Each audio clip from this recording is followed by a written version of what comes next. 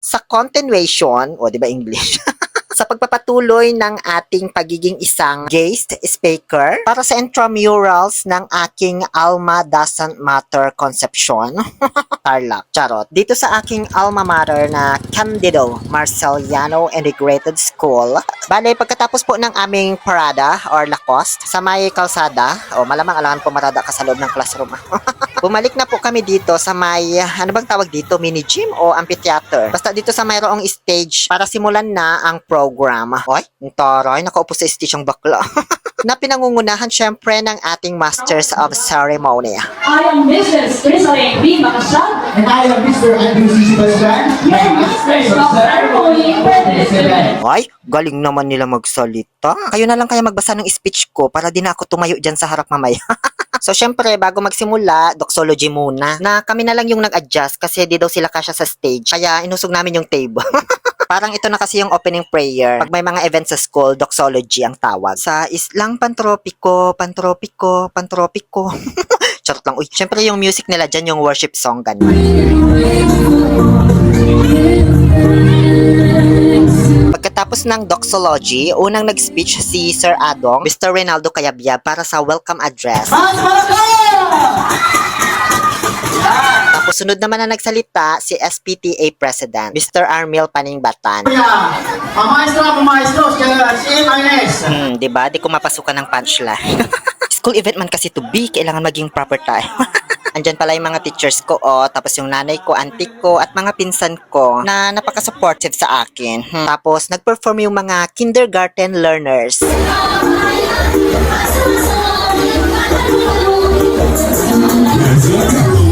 Syempre di ko sila ukrayin kasi mga bata pa ito, baka ma-demotivate, kasalanan ko na naman. Ang galing ng mga batang ito, Diyos ko, nakaka-proud. Ituloy nyo lang yan. Keep it up, ha? Ay, Axel, inantok ka na. Antay-antay lang, malapit na ako magsalita. Pagkatapos niyan ay presentation na ng bawat team. Parang cheer-cheer ba nila, ganun.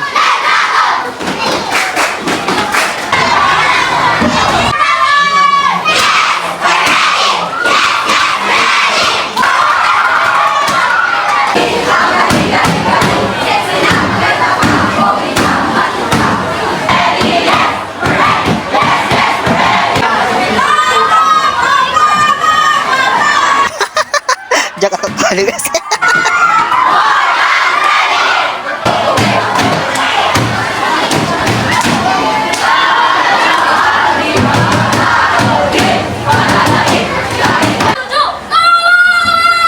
Wah, hoy, ano yun? Natatakot na kasi kayo.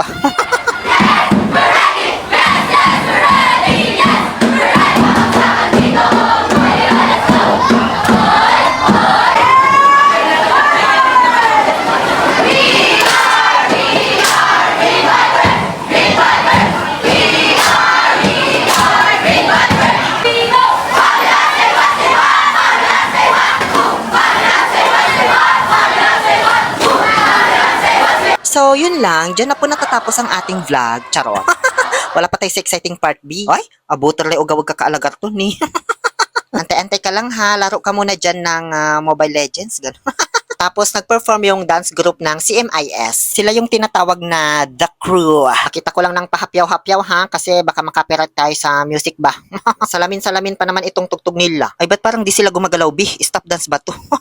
Ay, ayun naman pala. O ba't huminto na naman? Ay, pinagluluko na yata ako ah.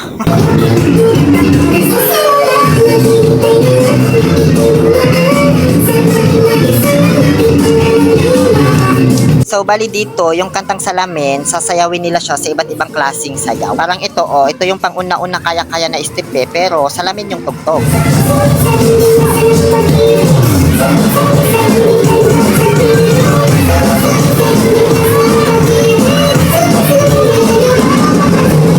Tapos ito naman yung parang sayaw sa parmasya, pagbibili ng gamot, dapat subok, ganun, pero salamin pa rin. Ang galing pala sumayaw ni Kapudi. Charot. Ayan pa ginawa na nilang tango, rumba o kung ano man tawag sa mga sayaw na yan. Tapos ito pa sino mag-aakala na pwede palang sayawin ng salamin gamit yung ganyang mga props.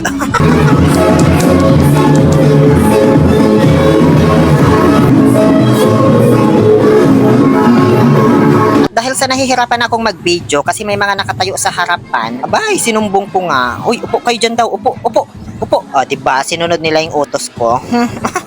Charot lang, uy, principal nag-utos dyan na paupuin sila kasi hindi namin makita dito sa harap.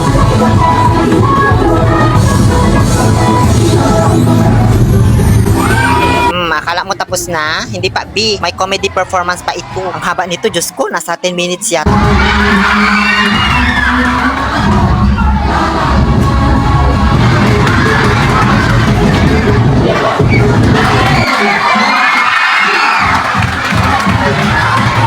Diba? Ibang level talaga kapag member ng LGBTQ ang mga nagpa-perform, no? Nakaka-proud, kaya binigyan ko siya ng exposure.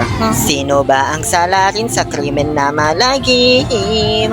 Pag nagtago hahantingin. Salarin sa ending nandun ang reveal. Salarin sa ending dun ko na aaminin.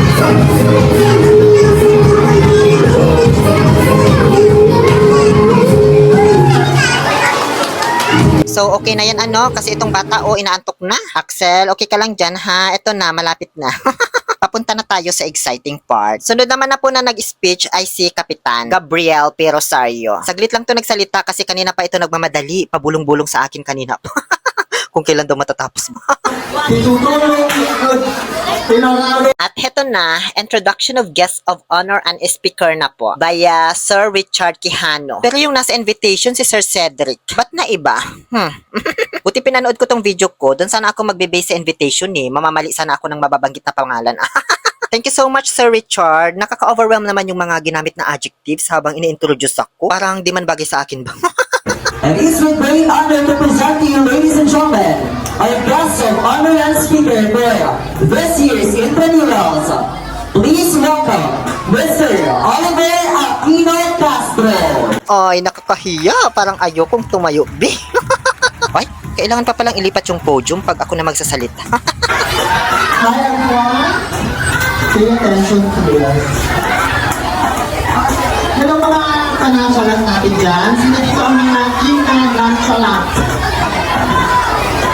Kanansalat ka lahat. Sino dito ang na super OA?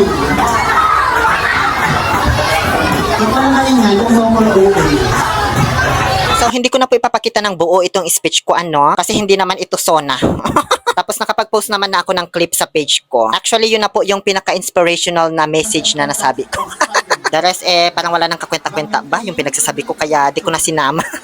Sa totoo lang guys, isang napakalaking challenge po ito sa akin. Kasi bilang isang introvert, alam yan ng mga teachers ko dito sa elementary, napakamahiyain ko talaga noon. Hindi ako sanay magsalita talaga sa harapan ng ganito karaming tao. Nang live ha, first time ko po ito. So I took this opportunity na rin para kahit papano unti-unti, masanay ako at ma-overcome ko yung pagiging introvert ko. Kasi balang araw tatakbo naman akong presidente ng Pilipinas, kaya sinasanay ko na yung sarili kong magsalita sa harapan ng maraming tao.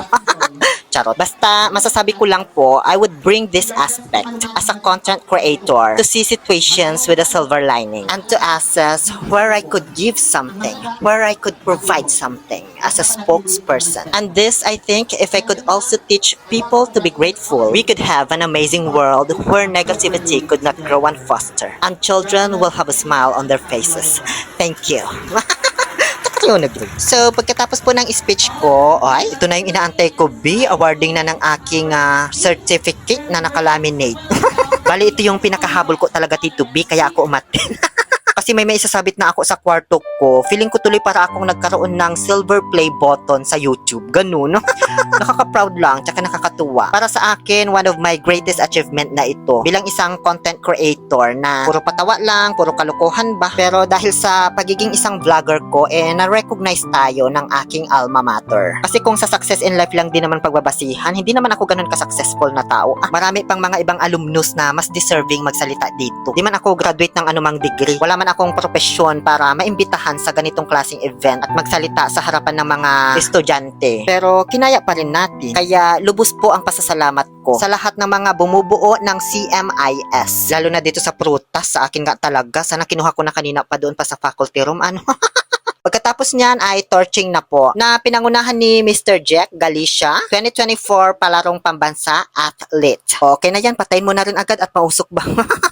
Charot. Pagkatapos naman yan ay ang releasing of balloons. Ayan, dalahan nyo at ang init-init Nagre-rejob pa naman ako nito. Charot.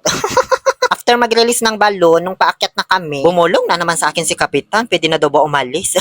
Sabi ko, ipaalam kita kay Mr. Principal. Kaso nung binulungan ko si Sir Austria, antay na lang daw matapos kasi saglit na lang daw ito. Sunod na ang raising of banners ng bawat team. And lastly, nag-speech na po ang school principal natin na si Sir Marlito V. Austria para sa formal opening ng intramurals. Our very supportive. Siyempre, habang nakikinig ako, sinabayan ko na ng pagkain. Kasi sayang naman itong hinanda nila sa lamesa. Di ko na kayang ubusin tong isa, kaya alam nyo na, nilagay ko na lang sa bag ko para iuwi sa bahay. Pagkatapos niyan ay picture taking na po kami ng aking mga teachers noong elementary. Sina Madam Josephine, Madam Algina, Madam Elizabeth, and Madam Villafe. Bali, 4 na lang po silang naabutan ko dyan na teacher noon. The rest ay mga bago na po sa paningin ko. So, shout out na lang po sa inyong lahat, especially doon sa nakamask. Charot. Tapos sunod naman ay picture taking kami ng mga estudyante. Kasama na naman si Sir na naka-face mask. Ay, tanggalin mo kaya Sir yung face mask mo kahit sa picture lang. Tapos naman na pandemic paro lang tayong may sipon at ubo dito Di ko tuloy nakita yung itsura ni Sir. Shout out sa inyo. Sila naman yung dalawa sa mga matatalinong estudyante dito. Mga panalo sa spelling bee at kung ano pang mga academic competitions. Pagkatapos nito nag-lunch po kami sa canteen. Kasama yung principal at ilang mga teachers. Di na ako nakapag-video, nag-picture lang kami kasi nahiya ako man. Hanggang sa umuwi na po ako, naglakad lang ako, di na ako nagpasundo kasi busy sila sa pagkukup-kup ng ilik na pinaagaw. Mas malapit lang din naman sa bahay namin yung school. Abangan nyo sa part 3 kasi bumalik pa po ako nito kinahaponan para sa Mr. and Miss Intramurals. Yun lamang po, muli ito po ang inyong Happy Pill Oliver Castro na nagsasabing, no to toxicity, let's make people happy. Ay, may mangustin doon sa prutas. I love it.